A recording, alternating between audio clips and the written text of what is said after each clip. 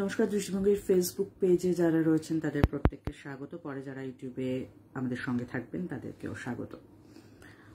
আমরা একটা কথা জানি যে বন্ধু ভীষণ গুরুত্বপূর্ণ জিনিস জীবনে। তো সেক্ষেত্রে বন্ধু হারালে খুব মনে হয় আমি দুর্বল হয়ে গেলাম।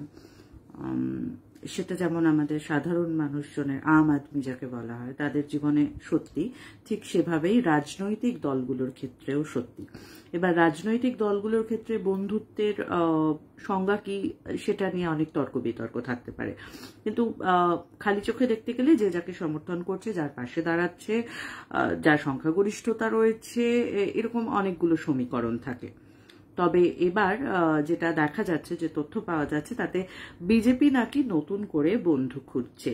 কেন না, বিল পাস করাতে গেলে খুব স্বাভাবিকভাবেই আমার নিজের সমর্থনে কথা বলবেন এমন মানুষের সংখ্যা একটু বেশি হলে সেটা ভালো হয়, সেটা আমরা সকলেই চাই। এক্ষেত্রেও তার ব্যতিক্রম নয়। রাম সাকাল, সোনাল মানসিংহ এবং মহেশ জেঠমালানি আর রাকেশ সিনহা, এই চারজন অবসর নিয়েছেন শনিবার। খুব স্বাভাবিকভাবেই রাজ্যসভায় বিজেপির সদস্য সংখ্যা কমে 86 হয়ে গেছে এবং এনডিএ জোটের বর্তমান সদস্য সংখ্যা 101 জন।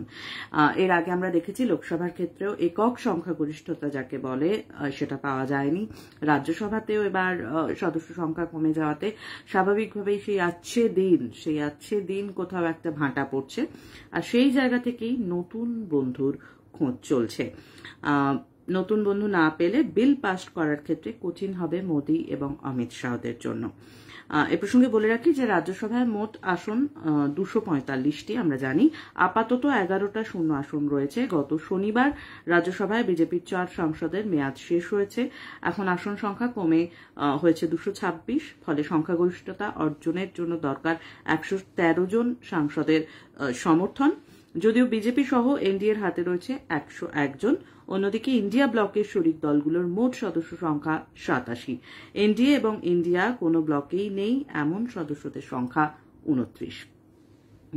ওড়িশায় সরকার বদল হয়েছে, আমরা দেখেছি নবীন পটনায়কের বিজেডি, সেখানে একটা সমীকরণে বদল এসছে খুব স্বাভাবিকভাবেই। এবং অন্ধ্রপ্রদেশের যদি দিকে তাকাই তাহলে সেখানে কিন্তু শর্ত সাপেক্ষ বন্ধুত্বের একটা বিষয় আমরা দেখেছি। আরো একটু খোলসা করে বলি যে ওড়িশায় যেহেতু পালা বদল হয়েছে এবং বিজেপি সরকারে এসেছে, তো স্বাভাবিকভাবে বিজু জনতা দলের সভাপতি নবীন পটনায়ক সঙ্গ ছেড়েছেন। শোনা যাচ্ছে অন্ধ্রপ্রদেশেও কিন্তু সেই একই অবস্থা, যেটা বলছিলাম যে শর্ত সাপেক্ষ একটা সমর্থনের কথা জানা যাচ্ছে, যেখানে ওয়াইএসআর কংগ্রেসের সুপ্রিমো জগনমোহন রেড্ডি সেখানে শর্ত সাপেক্ষ সমর্থনের কথা বলেছেন। যদিও জগনের দলের রাজ্যসভায় 11 জন সদস্য রয়েছেন, তারা সমর্থন করলে তেমন একটা চিন্তা থাকে না, কিন্তু তারা সমর্থন করবেন কি না সব ক্ষেত্রে সেই জায়গাতেই কিন্তু একটু দ্বিধা রয়েছে, শঙ্কা রয়েছে। আর সেই জায়গা থেকেই কোথাও যেন একটা বিজেপির মনে হচ্ছে যে সেগুড়ে বোধহয় বালি, আর সেই জায়গা থেকেই নতুন বন্ধুর খোঁজ চলছে বিজেপির।